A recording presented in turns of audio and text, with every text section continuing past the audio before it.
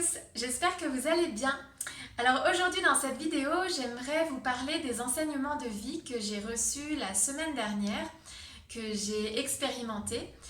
J'ai passé une semaine à Teotihuacan, donc c'est une ville au nord-est de la ville de Mexico, et c'est l'une des zones archéologiques les plus grandes du Mexique et les plus fréquentées. Donc j'y ai passé une semaine en couchsurfing. Donc une personne qui habite tout près des pyramides m'a invitée chez lui et j'ai passé presque une semaine chez lui, donc en immersion dans la vie locale, ce qui m'a permis de faire plein de rencontres et de faire des échanges interculturels. Donc c'est l'idée du couchsurfing. Donc j'ai fait ça pendant quelques jours et j'aimerais vous parler donc de ce que j'ai vécu pendant cette semaine. Pour résumer mon parcours pour les personnes qui ne me connaissent pas, donc je suis nomade depuis octobre 2020. J'ai quitté Paris donc fin 2020 pour aller à Nice. Je pensais rester en France dans le contexte actuel avec les restrictions en place. Et au printemps 2021, j'ai reçu une guidance qui m'a plutôt invitée à écouter mon cœur, à me laisser guider et à faire ce que j'avais envie de faire, c'est-à-dire voyager. J'avais très envie depuis un moment d'aller dans les îles Canaries et donc j'ai reçu une guidance qui m'a encouragée à voyager. Donc je suis allée dans les îles Canaries, puis en Andalousie et je suis aujourd'hui au Mexique depuis quelques semaines. Et j'ai à cœur donc de transmettre ce que je vis, ce que j'expérimente, peut-être pour vous aider ou vous inspirer dans votre vie aussi. Peut-être que ça fera écho à ce que vous vivez. Je pense qu'aujourd'hui, il est important de se sentir aligné dans notre vie avec nos choix et faire des choix qui correspondent réellement à ce que l'on souhaite vivre au quotidien. Et en tout cas, c'est la guidance que j'ai reçue quand j'étais à Nice et qui m'a invitée donc à voyager plutôt que de rester en France. Et je me suis aperçue que j'avais un certain nombre de barrières mentales qui m'empêchaient en fait de voir toutes les possibilités et qui m'empêchaient de voyager alors que c'était possible. Donc dans cette vidéo, je voudrais vous parler de ce que j'ai vécu la semaine dernière donc à Teotihuacan, les différents enseignements de vie que j'ai pu percevoir. Alors le premier, j'ai pu une fois de plus constater que la vie nous apporte tout ce dont on a besoin, toute l'aide matérielle, émotionnelle, spirituelle dont on a besoin. Et j'aime bien en fait me le rappeler. D'ailleurs, j'aime bien noter assez régulièrement ce que je vis pour m'en rappeler en fait au quotidien et pour rester dans un état d'esprit positif. Parce que bien souvent, on oublie que la vie nous soutient et nous prend soin de nous en fait. Et donc j'ai pu expérimenter différentes choses la semaine dernière qui m'ont confirmé que la vie en fait est bienveillante et nous aide au quotidien. Je pense qu'il faut aussi savoir être ouvert. Ça dépend aussi de notre posture, donc je pense qu'il faut être ouvert à ça et ouvert à l'aide que la vie peut nous apporter et s'en saisir. Donc j'ai différents exemples qui me l'a montré. Le premier exemple, donc j'étais dans le métro dans la ville de Mexico pour aller donc à Teotihuacan et j'ai rencontré dans le métro une personne. Je lui ai parlé, en fait on a échangé quelques mots et la personne allait elle aussi à la station de métro, descendait à la même station de métro que moi parce qu'il vivait là et donc il a pu m'aider pour trouver le bus que je cherchais pour aller à Teotihuacan. Et voilà, c'est une petite anecdote mais qui montre qu'on est toujours accompagné et ça c'est quelque chose que j'observe très régulièrement dans le voyage que je suis en train de faire. Je me sens guidée et accompagnée et je fais plein de rencontres sur le chemin qui m'aide justement à cheminer, à aller de l'avant. Donc il m'a aidé à trouver cet arrêt de bus et en plus on a pu partager un moment sympa ensemble. Donc ça c'était le premier exemple. Ensuite j'ai fait du coach surfing, donc là aussi on m'a beaucoup aidé puisque j'ai été hébergée et nourrie pendant ces quelques jours. Et donc l'idée du coach surfing c'est de faire des rencontres. Et donc les personnes qui ont cette démarche, bien sûr, sont dans l'ouverture et souhaitent faire des rencontres pour faire des échanges interculturels, pour apprendre l'un de l'autre, pour s'enrichir mutuellement et s'aider mutuellement. Donc c'était aussi très chouette parce que ça permet de faire des rencontres et d'être en immersion dans la vie locale et de voir comment vivent les gens. Et donc c'est très enrichissant. Un jour je suis allée, alors le troisième exemple, un jour je suis allée donc visiter les pyramides et donc il faut à peu près une demi-journée voire une journée pour visiter le site. Et au moment où je suis partie, donc il est conseillé d'avoir de l'eau, un chapeau et de la crème solaire parce qu'il fait très chaud et c'est très ensoleillé. Et au moment où je suis partie, donc je n'avais pas de chapeau. Donc au moment où je suis partie, le matin, j'ai croisé le frère de la personne qui m'hébergeait et il m'a en fait prêté un chapeau. Et voilà, donc ça m'a... ce sont des petites choses mais qui montrent que il y a quand même une synchronicité dans les rencontres et cette personne donc m'a prêté son chapeau et ça paraît rien mais en fait je me suis rendu compte après sur le site que c'était hyper important.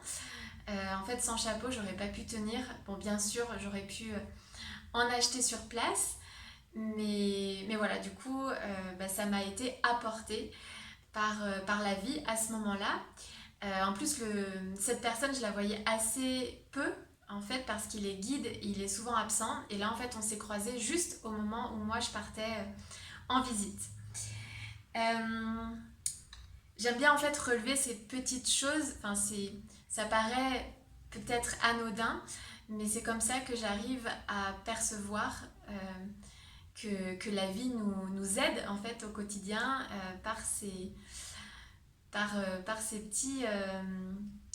petits événements, ces petites choses mais qui paraissent anodines mais qui ne le sont pas tant que ça. Ensuite, donc quand je visitais les pyramides, donc j'étais seule et j'ai fait la rencontre d'un Mexicain à peu près à mi-parcours. On a poursuivi la visite ensemble et là aussi il m'a beaucoup aidée parce que on a visité... En fait, les pyramides, on ne peut plus monter dessus. Mais il y a une pyramide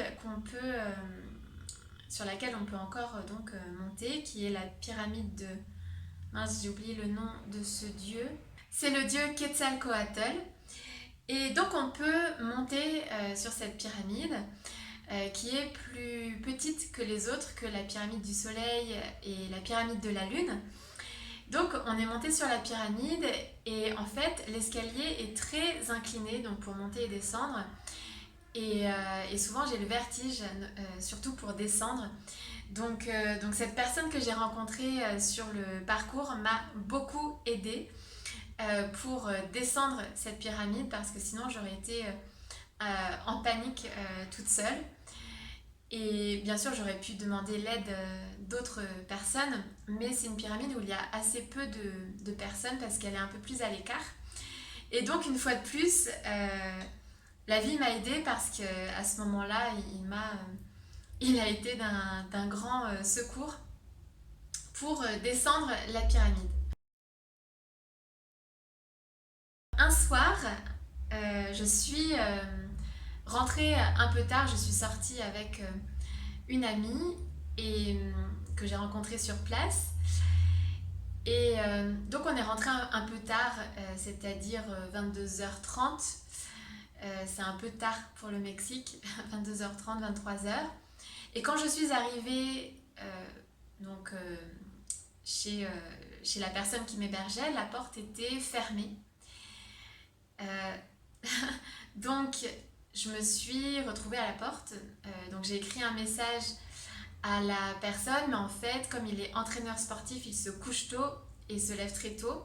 Donc il était voilà, déjà, je pense, endormi. En tout cas, son téléphone était coupé. Donc j'étais à la porte. Alors bien sûr, cette amie pouvait m'héberger. Elle me l'a proposé, mais j'ai quand même attendu quelques minutes devant la porte. Et le frère, donc toujours ce même frère, est sorti en fait, car lui il allait danser. Et donc il est sorti et m'a ouvert la porte. Donc en fait j'ai très peu attendu, juste quelques minutes. Et donc il m'a permis de rentrer. Donc là encore c'était une synchronicité. Et pour moi à chaque fois je le vois vraiment comme une aide divine. Même si ça, encore une fois ça peut paraître anodin. Mais quand on remarque ça au quotidien, on voit que la vie est bienveillante. En fin de semaine, j'ai senti que j'avais envie en fait de quitter ce lieu parce que je ne me sentais plus en adéquation avec l'énergie tout simplement qui était là, avec certaines choses. Et donc j'ai eu envie de partir. Et à ce moment-là, l'amie que j'avais rencontrée donc sur place m'a invitée chez elle à passer quelques nuits chez elle si j'avais besoin. Donc là aussi, je l'ai vraiment vue comme une aide en fait, une aide divine. Ça illustre bien le proverbe ou la maxime, une porte se ferme et une autre s'ouvre. Et je pense qu'il est important de quitter les lieux et les personnes avec lesquelles on ne se sent plus en accord. Et voilà, je pense que c'est important de rester aligné et, donc d'agir en conséquence. J'ai donc été hébergée une nuit donc chez cette amie. Et ensuite, je suis retournée dans la ville de Mexico parce que c'est là où on peut prendre tous les transports ensuite pour aller ailleurs dans le pays. De Teotihuacan, c'est plus difficile. Il faut faire des changements, etc. Donc je suis revenue donc dans la ville de Mexico et je me suis aperçue que j'avais oublié ma brosse à dents. Et en effet, donc elle est restée chez elle. J'ai demandé donc à la réceptionniste de l'hôtel, voilà, parce que peut-être qu'il y a des personnes qui ont oublié des brosses à dents. Et en effet, il y avait une brosse à dents, juste une, neuve, qui était à l'hôtel. Et, et donc elle m'a donné, qu'elle m'a offert. Et, donc en fait, cette petite chose m'a mise en joie parce que là aussi, même si ça paraît anodin, pour moi c'est aussi une synchronicité et j'ai trouvé ça très chouette de retrouver une brosse à dents en fait de cette façon-là. Donc c'était quelques exemples qui illustrent pour moi le fait que la vie nous apporte de l'aide et prend soin de nous, que la vie est bienveillante. Et, et il est chouette en fait de l'observer au quotidien, même dans les petites choses, d'être réceptif à ça et de le percevoir parce que je pense que plus on le perçoit et plus on peut aussi saisir cette aide. Et même si ça paraît, même si en fait, ce sont des choses qui peuvent paraître petites ou anodines. Un autre enseignement était faire ce qui est bon pour soi, ce que l'on sent juste pour soi. Donc ça reprend un petit peu ce que je disais avant, c'est-à-dire que si l'on sent qu'il est bon pour nous de quitter un endroit ou une personne, Je pense qu'il faut s'écouter et qu'il est important de s'écouter, de se faire confiance à nos ressentis et, euh, et de prendre en fait les décisions qui donc nous paraissent justes. Donc ça peut être, oui, éventuellement pour partir d'un endroit, pour quitter quelqu'un. Euh, L'amie que j'ai rencontrée à Teotihuacan me proposait de rester plusieurs nuits chez elle et ça aurait été avec plaisir. Mais j'ai senti qu'il était bon pour moi plutôt d'aller dans la ville de Mexico pour prendre un peu de temps pour moi, pour me reposer parce que quand on est chez des personnes, on doit aussi s'adapter beaucoup à l'environnement et au rythme de vie des personnes. Donc je sentais qu'il était bon pour moi d'avoir quelques jours en fait à l'hôtel pour me reposer, pour être seule, pour avoir mon espace aussi. Et, donc ça aurait été avec plaisir, mais là j'ai préféré donc aller dans la ville de Mexico aussi, donc pour faire une pause et puis pour regarder un petit peu où j'allais aller ensuite. Et donc ça c'est un enseignement très important je pense dans la vie qui est de s'écouter et de faire ce qui nous semble le plus juste pour nous, ce qui est bon pour nous, même si l'autre personne n'est pas d'accord, ou même si ça génère des émotions difficiles. Ce qui est juste pour soi est juste pour l'autre aussi.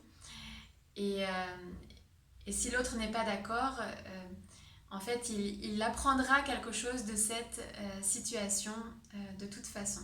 Mais il est très important d'être aligné et de se sentir bien. Et ça, c'est une clé très importante. J'ai aussi noté vérifier les informations par soi-même. Parce que parfois on peut être influencé par d'autres personnes. Alors j'ai noté ça parce que pour prendre le bus aussi bien à l'aller qu'au retour, quand j'ai pris le bus de la ville de Mexico pour aller à Teotihuacan et de Teotihuacan à la ville de Mexico, on m'a donné des informations qui n'étaient pas correctes. Et j'ai voulu vérifier par moi-même parce que justement j'avais l'intuition que je devais vérifier ces informations. Et j'ai bien fait parce que l'information qu'on m'a donnée pour prendre le bus de la ville de Mexico à Teotihuacan n'était pas la bonne. Ce n'était pas le bon arrêt de bus. Le bus que moi je devais prendre se situait un peu plus loin. Et quand je suis rentrée dans la ville de Mexico, on m'a dit qu'il n'y avait pas de bus ou qu'il n'y en avait sûrement pas parce que c'était le 1er mai. Et en fait, il y avait des bus et j'ai pu prendre un bus très facilement donc de la ville de Teotihuacan à la ville de Mexico. Donc là aussi, se faire confiance et si on a un doute, vérifier par soi-même. Je pense que c'est aussi important de ne pas se laisser influencer par les autres, par l'environnement. Et enfin, le dernier enseignement que j'ai noté, c'est saisir les occasions quand elles se présentent. J'ai noté ça parce que parfois j'ai envie de prendre une photo ou de faire une vidéo, que ce soit d'un paysage, d'un moment ou d'une personne, saisir par exemple le message d'une personne. Et je me dis parfois que j'ai le temps, que j'aurai d'autres occasions, que j'aurai l'opportunité plus tard. Et en fait, souvent, l'occasion ne se représente pas. Alors souvent, les occasions se représentent quand même aussi, il faut rester optimiste, mais parfois c'est juste un moment. Et le moment ne se représente pas parce que c'est juste le moment présent. Et la personne va me dire quelque chose dans le moment et ne sera peut-être plus disponible après. Là, c'est ce qui s'est passé en fait. la personne qui m'hébergeait m'a expliqué le sens d'une peinture murale qui était très jolie donc, dans le village où nous étions. Et j'aurais voulu l'enregistrer et j'ai pensé qu'on reviendrait plus tard sur le lieu et en fait on n'a pas eu l'occasion. Donc je n'ai pas pu enregistrer ce qu'il m'a dit ou le filmer. Parfois je n'ose pas aussi demander. La plupart du temps j'ose, mais parfois je ne vais pas oser ou je vais me dire que j'ai le temps et en fait l'occasion ne se représente pas. Donc c'est pas bien grave, mais c'est simplement quelque chose à garder à l'esprit pour pouvoir saisir les occasions peut-être plus facilement, plus rapidement quand elles se présentent. Je pense avoir fait le tour des points clés que je voulais vous transmettre dans cette vidéo. Je vous dis donc à très vite pour de prochains partages. En attendant, vous pouvez me rejoindre sur les réseaux sociaux, sur Instagram ou sur Facebook, sur la page Sur les ailes de Gaëlle. À bientôt!